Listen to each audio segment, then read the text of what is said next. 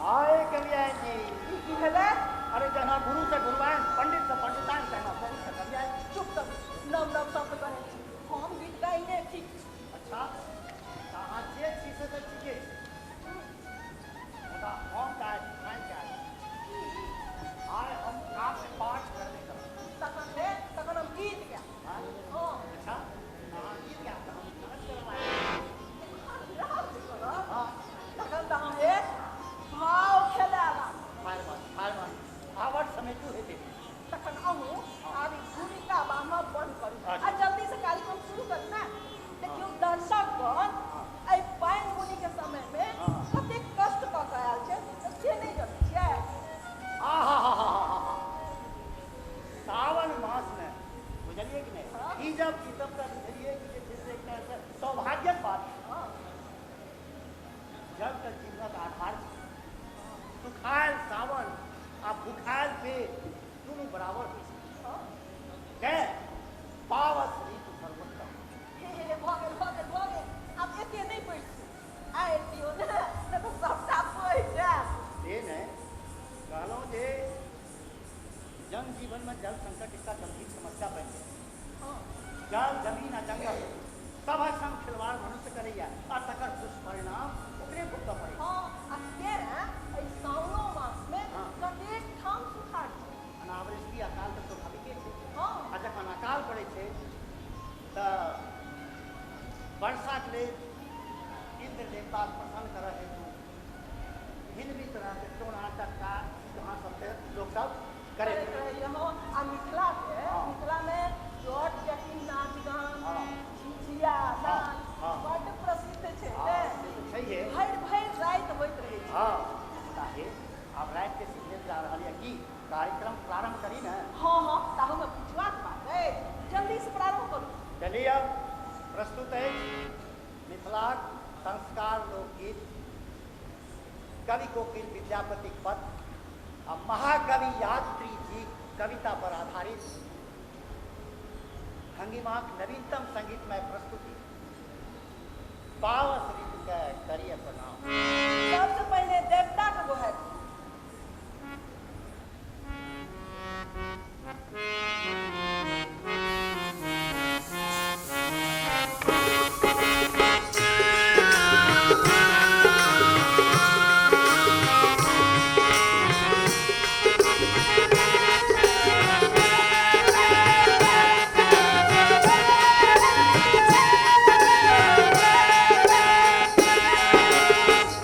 Thank you.